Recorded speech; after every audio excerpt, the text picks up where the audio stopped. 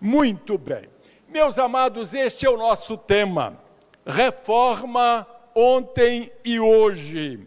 A igreja que volta à palavra. É o tema que eu escolhi para esta reflexão que vos trago nesta data tão importante de comemoração da Reforma Protestante. Para que serve estudar aquilo que já foi? O historiador Mark Bloch, ele disse certa vez em um de seus livros: a incompreensão do presente nasce fatalmente da ignorância do passado. Ele nos faz lembrar que quando olhamos para o passado, nós acendemos uma lanterna no escuro, e isso nos leva a refletir sobre a existência humana e avaliar o impacto de nossas atitudes e vislumbrar o mistério de nosso propósito na terra. Deixe-me passar aqui. E eu quero, nesta introdução, deixar com vocês o texto bíblico que Paulo escreveu a Timóteo em sua segunda carta, no capítulo 3, versículos 16 e 17. Paulo escreveu assim: toda a Escritura é inspirada por Deus e útil para o ensino, para a repreensão, para a correção, para a educação na justiça, a fim de que o servo de Deus seja perfeito e perfeitamente habilitado para toda boa obra. Meus irmãos, no dia 31 de outubro de 1517, um monge agostiniano chamado Martinho Lutero, ele afixou 95 teses na porta da igreja do castelo de Wittenberg, na Alemanha. O que parecia um simples debate acadêmico tornou-se o marco de uma revolução espiritual, conhecida hoje como a Reforma Protestante. Como o professor Alberto diz no folheto que vocês receberam, Lutero não buscava fundar uma nova igreja, mas chamar a igreja de volta à palavra de Deus. Lutero queria que a Bíblia voltasse a ser a autoridade suprema da fé e da prática cristã. Além de ser um marco histórico para a Igreja de Cristo na Terra, esse movimento também impactou fortemente a estrutura política, econômica e social das nações. A reforma, ela também gerou as igrejas chamadas evangélicas aqui no Brasil. Logo, para construir sua identidade de fé e saber de onde veio e para onde vai, o cristão protestante precisa estudar sua história. A reforma foi, acima de tudo, um movimento de retorno às Escrituras.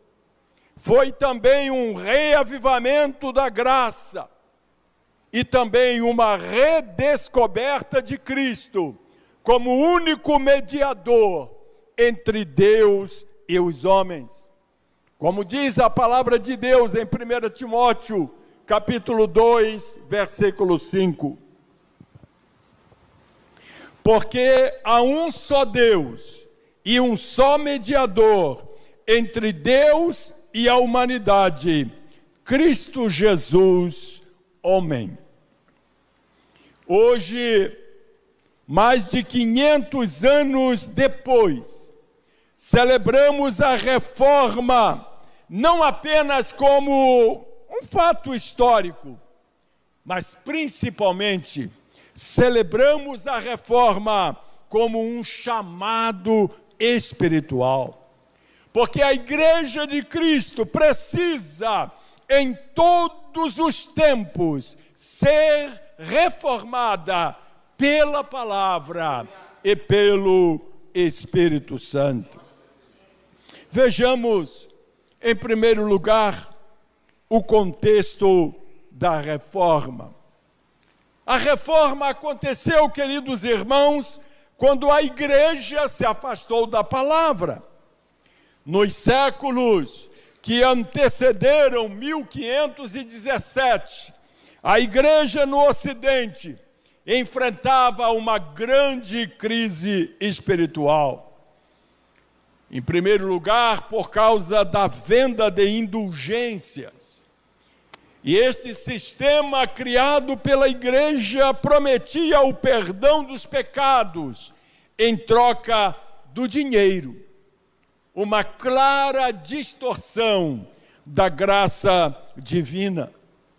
Essa crise espiritual que antecede a reforma também se destacava pelo poder papal, que havia se transformado em poder e domínio político e econômico. E também este tempo foi marcado pela corrupção moral e doutrinária. E esta corrupção moral e doutrinária, ela afastava o povo da pureza do Evangelho. Enquanto isto se passava, enquanto isto acontecia, o renascimento reacendia o interesse pelo homem e pelo conhecimento. O teocentrismo que até então dominava as sociedades naquela época, onde Deus era o centro de todas as coisas, foi substituído pelo antropocentrismo, onde o ser humano passou a ser o centro de todas as coisas. E desta forma o interesse pelo ser humano e pelo conhecimento se tornou muito evidente durante o Renascimento, que aconteceu naqueles últimos anos da Idade Média, aqueles últimos 100 anos. E muitos começaram a questionar a autoridade da igreja. Porque a igreja, com a sua autoridade naquele tempo, mantinha o povo distante das Escrituras. A começar, a Bíblia estava escrita em latim. E todas as missas e reuniões nos templos eram realizadas em latim. E nunca na língua do próprio povo que se reunia ali. E foi nesse cenário que Deus levantou homens como Martinho Lutero, João Calvino, Ulrico Zwinglio, João Knox e tantos outros que ouviram o clamor das Escrituras. Por isso, o texto de Romanos 12, versículo 2, se tornou muito relevante na história da igreja naquele instante. Deixem que Deus os transforme pela renovação da mente. Foi em 1515 que ocorreu a conversão de Lutero. Durante seus estudos, na carta aos Romanos, Lutero encontrou respostas para suas dúvidas. Ele escreveu que a expressão justiça de Deus, em Romanos capítulo 1, versículo 17, trazia grande tormento à sua alma, pois o fazia pensar que ninguém poderia justificar-se diante de Deus. Ou seja, ele se sentia condenado ao inferno. E Romanos capítulo 1, versículo 17 diz: porque nele se descobre a justiça de Deus, de fé em fé, como está escrito, mas o justo viverá da fé. Imediatamente, dia e noite, Lutero pensava sobre o versículo de Romanos. E ele compreendeu que o versículo dizia outra coisa. A Bíblia estava passando uma outra mensagem. E ele compreendeu que a justiça de Deus não se referia ao castigo divino, como se pensava na época, mas sim ao fato de a justiça do justo não ser obra dele próprio, mas sim obra de Deus. Logo, queridos irmãos e irmãs, a justiça de Deus pode alcançar o ser humano pela fé como um dom divino. Em outras palavras, significa dizer que tanto a fé quanto a justificação do pecador são dons gratuitos de Deus, foi a conclusão de Lutero. E em razão desta conclusão, Lutero escreveu: senti que havia nascido de novo e que as portas do paraíso me haviam sido abertas. Todas as escrituras tinham novo sentido. A partir de então, escreveu Lutero, a frase "a justiça de Deus" não me encheu mais de medo e ódio, mas se tornou indizivelmente doce, em virtude de um grande amor. E então, irmãos, a partir desta convicção, Lutero estabeleceu um novo paradigma religioso. E esse novo paradigma religioso estabelecido por Lutero deu origem a todas as igrejas protestantes.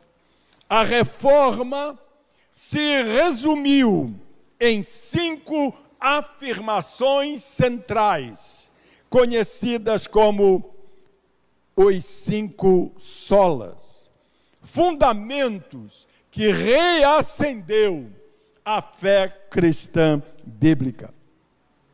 A primeira expressão latina que Lutero usava era sola scriptura, somente a Escritura. E esta afirmação central de Lutero mostrava que a Bíblia é a autoridade suprema e suficiente para a fé. Nenhum concílio, nenhuma tradição, nenhum líder pode sobrepor-se à palavra inspirada de Deus.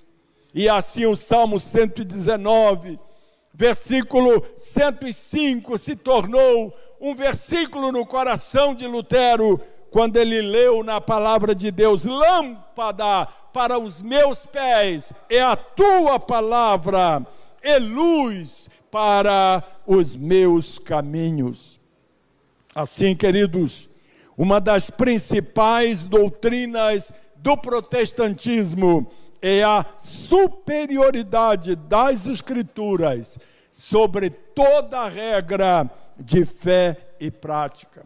Toda e qualquer norma ética ou moral, para ser aceita como verdadeira, deve concordar com as Escrituras sagradas. Esse é um princípio que move as Assembleias de Deus no Brasil. A palavra de Deus é a autoridade máxima. De tal forma que quando alguém aqui no púlpito fala alguma coisa que contraria a palavra de Deus, as pessoas logo se acendem com uma reação negativa com aquela pessoa, porque ela está contrariando o princípio da palavra de Deus naquilo que ele está pregando. E a sua mensagem passa a ser rejeitada pela igreja, porque a autoridade máxima da nossa fé é a santa, gloriosa, e poderosa palavra de Deus. Uma das principais doutrinas do protestantismo é, portanto, a superioridade das Escrituras. Toda e qualquer norma ética ou moral, para ser aceita como verdadeira, deve concordar com as Sagradas Escrituras. É isto. O que se entende do sola Escritura de Lutero, ou seja, somente as Escrituras são nosso padrão. Somente a Bíblia, sem exceção. Louvado seja o nome do Senhor. A segunda afirmação central na fé de Lutero era sola fide, uma expressão latina que significa somente a fé. E Lutero então descobriu, através da palavra de Deus, que a salvação não vem por méritos. A salvação não é fruto de penitência, de indulgências, mas é fruto da fé em Cristo Jesus. Como é triste quando, por volta da semana de 12 de outubro, você viaja pela rodovia Presidente Dutra em direção ao Rio de Janeiro e até chegar na cidade de Aparecida do Norte, você vê centenas de pessoas caminhando pela beira da estrada, pagando penitência até chegar lá em Aparecida do Norte. Certa vez eu vi uma pessoa que vinha de joelhos e ela estava avançando de joelhos por quilômetros e quilômetros. Os seus joelhos já estavam ensanguentados, achando que através de pagar esta penitência iria provocar perdão dos pecados, cura para as enfermidades, salvação para a sua alma. É isso, irmãos, que se entende por sola Escritura. Mas agora, na sola fide, a salvação não vem com méritos. A salvação não é fruto de penitências, mas é fruto da fé em Jesus Cristo. E Romanos 1:17 volta novamente ao coração de Lutero, quando ele leu: porque a justiça de Deus se revela no Evangelho de fé em fé, como está escrito, o justo viverá por fé. E então, Lutero entendeu que a fé é o único meio pelo qual o ser humano recebe a graça divina. E essa fé é em si suficiente e desinteressada. É uma fé desinteressada, porque não provém de um sistema de trocas, mas da crença no sacrifício vicário de Jesus na cruz do Calvário. O sacrifício substitutivo de Jesus ali em nosso lugar. A fé que nos faz participantes da justificação de Deus independe das obras. É fruto da graça e da misericórdia do Senhor. Efésios, capítulo 2, versículos 8 e 9 diz: porque pela graça sois salvos, por meio da fé, e isto não vem de vós, é dom de Deus, não vem das obras, para que ninguém se glorie. Louvado seja o nome do Senhor. Em terceiro lugar, a terceira afirmação de Lutero dizia: sola gratia, somente a graça. Esta declaração de Lutero, irmão, significa que nós somos salvos pela graça de Deus. E quando entendemos isto, nós compreendemos que isto significa que somos salvos sem merecer salvação. A graça é fruto da bênção de Deus sobre a nossa vida, sem que nós sejamos merecedores desta graça. Conforme Já lemos em Efésios 2, 8 e 9, porque pela graça sois salvos, mediante a fé, e isso não vem de vocês, é dom de Deus, não de obras, para que ninguém se glorie. É interessante, irmãos, que a maioria das religiões pensa o mundo espiritual como um campo de permuta, e a relação com os seus deuses como uma relação de barganha. Dá-se alguma coisa boa para a divindade, em troca de receber da divindade uma outra coisa boa. Mas a doutrina da graça de Deus é um dos distintivos do cristianismo e um dos ensinos mais admiráveis e belos em todas as religiões, porque é um dos pilares da fé evangélica. Nenhuma religião no mundo crê assim, entende assim, compreende assim. A bandeira que o Senhor estendeu sobre a vida humana é a bandeira de absoluta misericórdia, de fidelidade, de amor, independente de tudo. Toda ação ou reação de Deus dirigida ao ser humano pode ser chamada de graça, favor e merecido. Mas a quarta afirmação, ou quarta sola de Lutero, diz solus Christus, uma expressão latina que significa somente Cristo. E esta declaração de Lutero, irmãos, nos leva à compreensão de que não há mediadores humanos entre Deus e o homem. Só Cristo é capaz de mediar a nossa relação com Deus. Cristo é o único caminho. Ainda que o senso comum defenda que todos os caminhos levam a Deus, essa premissa não é verdadeira, porque, segundo a Bíblia, só há um caminho que leva a Deus, como o próprio Cristo falou em João capítulo 14, versículo 6. Eu sou o caminho, a verdade e a vida. Ninguém vem ao Pai senão por mim.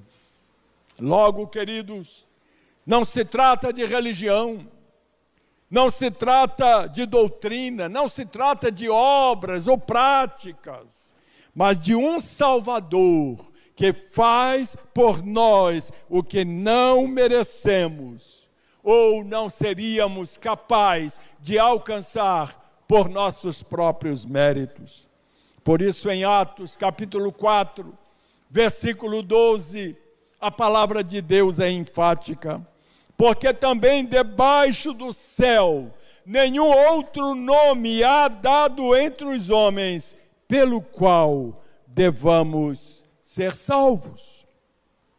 E por último, o quinto sola de Lutero, soli deo gloria. E essa expressão latina significa somente a Deus glória. A conclusão de Lutero, irmãos, é que toda a glória pertence unicamente a Deus, não à igreja, não ao homem, não ao Papa, não à ciência, mas ao Senhor soberano. A presença de Deus torna-se inacessível quando não se atribui a Ele toda honra, força e poder, pois o Criador não divide a sua glória com ninguém. Louvado seja o nome do Senhor. Por isso, escrevendo aos Romanos, no capítulo 11 de sua carta, versículo 36, Paulo disse assim: porque dele, e por meio dele, e para ele, são todas as coisas, a ele seja a glória para sempre. Amém. Louvado seja o nome do Senhor. Ao concluir estas 5 verdades centrais de Lutero, eu queria enfatizar a esta querida igreja que essas verdades restauraram o Evangelho. Essas verdades libertou o povo da opressão espiritual e reacendeu no coração da humanidade o amor pela Bíblia Sagrada. Louvado seja o nome do Senhor. E é assim que então acontece a descoberta da imprensa por Gutenberg. A imprensa de Gutenberg tornou possível a ampla divulgação da palavra e dos escritos reformados. E o povo pôde, enfim, ler a Bíblia em sua própria língua. Lutero, então, traduz a Bíblia do latim para o alemão. E o povo alemão, seu povo, a sua nação, pôde, então, ter acesso à Bíblia. A imprensa de tipos móveis de Gutenberg foi desenvolvida por volta do ano de 1440 e concluída com a impressão da Bíblia de Gutenberg em 1455. O primeiro livro impresso foi a Palavra de Deus. Por isto, nesta terceira parte desta reflexão que vos trago esta noite, eu gostaria de enfatizar para os irmãos que a relevância da reforma hoje é muito importante, porque quando a igreja precisa continuar reformando-se. A reforma não terminou em 1517. O professor Alberto, no folheto que os irmãos receberam, ele cita aqui esta frase em latim: Ecclesia reformata semper reformanda. Esta expressão, esta frase, foi popularizada pelo teólogo Karl Barth, e de uma forma completa ele disse assim: a igreja reformada deve estar sempre se reformando conforme a palavra de Deus. Então, irmãos, esta frase enfatiza a convicção de que a igreja deve se reexaminar continuamente para manter a pureza da sua doutrina, sempre guiada pela palavra de Deus. Isto significa que a palavra de Deus continua sendo o espelho pelo qual a igreja precisa se examinar. Daí a importância de lermos a palavra de Deus todos os dias. Às vezes achamos que a leitura da palavra de Deus só é válida se lermos 3 capítulos da Bíblia, 4 capítulos da Bíblia por dia. E nem sempre nós temos a oportunidade de ler tantos capítulos da Bíblia, mas eu tenho aprendido na minha vida que o importante é ler a Bíblia. Nem que seja um versículo, mas nunca passe um dia da sua vida sem ler um texto da palavra de Deus. Leia um versículo, 2, 3, 4, 5 capítulos. Não importa qual é a disponibilidade que você tem, a vontade que você tem, mas não deixe de passar nenhum dia sem ler a palavra de Deus, porque ela é o teu espelho. É lendo ela que você vai se ver. É lendo nela que você vai perceber o que precisa mudar na sua vida.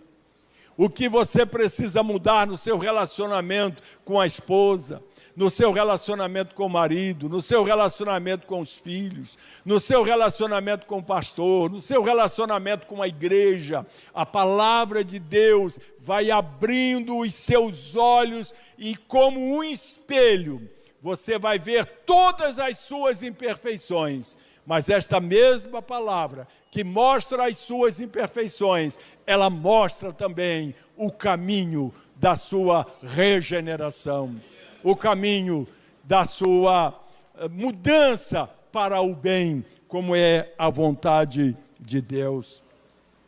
Assim como Lutero, a igreja precisa, em nossos dias, enfrentar novos desafios. Novos desafios, irmãos, ameaçam o evangelho em nossa geração. O primeiro deles é o relativismo moral, que tenta apagar a verdade das Escrituras. E agora tudo é relativo. E quando você faz as afirmações da palavra de Deus, as pessoas discutem com você, dizendo, não é bem assim, não é bem desse jeito. É o relativismo moral muito forte. Em segundo lugar, o evangelho do sucesso, da autoajuda. Este é outro desafio que ameaça o evangelho em nossos dias. É uma mensagem que substitui a cruz por promessas de prosperidade. E as pessoas não sabem viver quando lhe falta tudo.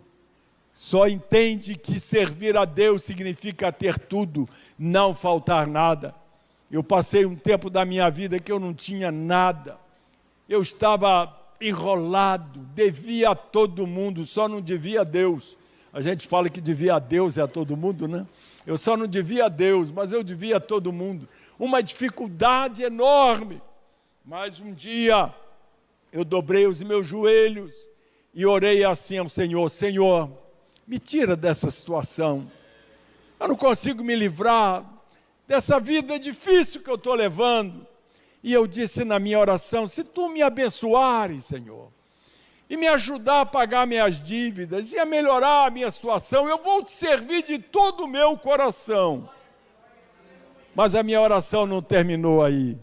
Eu continuei e disse assim a Deus: mas se tu não me abençoares, e o que está ruim ficar pior, e eu sair da casa onde estou vivendo, e ter que morar com a minha esposa e meus filhos debaixo da ponte, eu vou continuar te servindo de todo o meu coração.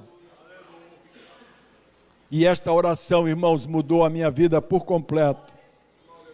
E no outro dia, quando eu levanto de manhã para trabalhar, eu encontro na porta da minha casa a irmã mais pobre da igreja, a irmã Geralda, uma senhorinha que vivia de lavar roupa, morava numa favela, muito carente. E essa irmã Geralda estava na porta da minha casa às 6 horas da manhã. E ela, quando eu abro a porta e me assusto com ela, ela olha para mim e fala assim: irmão Eude, eu sei que o irmão não precisa, mas Deus me mandou trazer esta bolsa de compras para o irmão.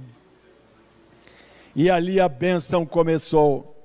Esse sucesso de prosperidade, de autoajuda, é um evangelho falso. A nossa fé no Senhor Jesus não pode ser abalada pelos problemas, não pode ser abalada pelas dificuldades, pelas lutas que a gente enfrenta na vida. Nós temos que estar com a nossa fé firmada na palavra de Deus e na pessoa de Jesus. E o Espírito Santo vai sempre nos ajudar, nos dar graça, sabedoria, entendimento para vencermos as dificuldades da vida. Mas o Senhor não gosta de homem ou mulher que o serve por interesse, só para ser abençoado, só para ter prosperidade. E é um terceiro desafio, é o desafio da superficialidade espiritual. E esta fé simples, esta fé rasteira, ela enfraquece o compromisso com a santidade, compromisso com a sã doutrina, mas que a nossa vida espiritual nunca seja superficial, mas sempre firmada e obediente à palavra de Deus. Irmãos, assim como Lutero, a igreja de hoje precisa dizer o que Lutero disse.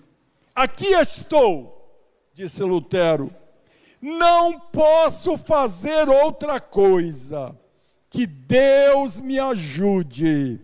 Amém.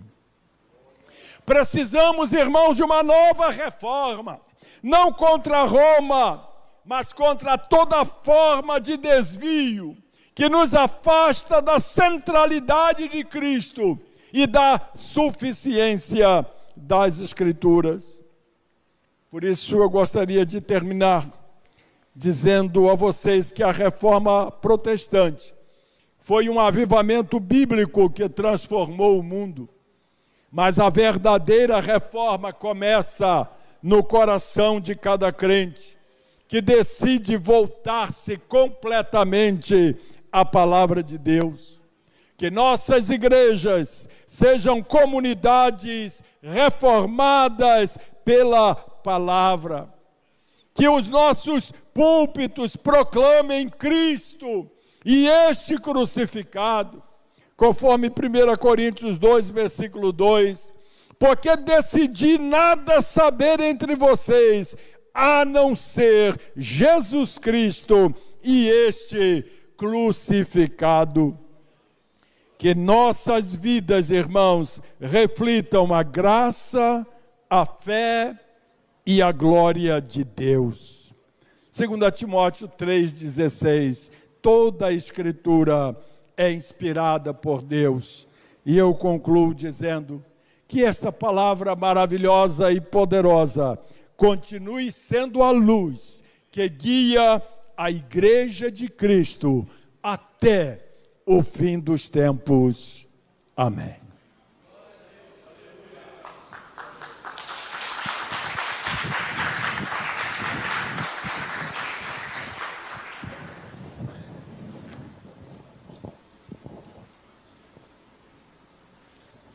Muito bem, meus irmãos, queremos agradecer todos que vieram cooperar nessa abençoada noite, nesse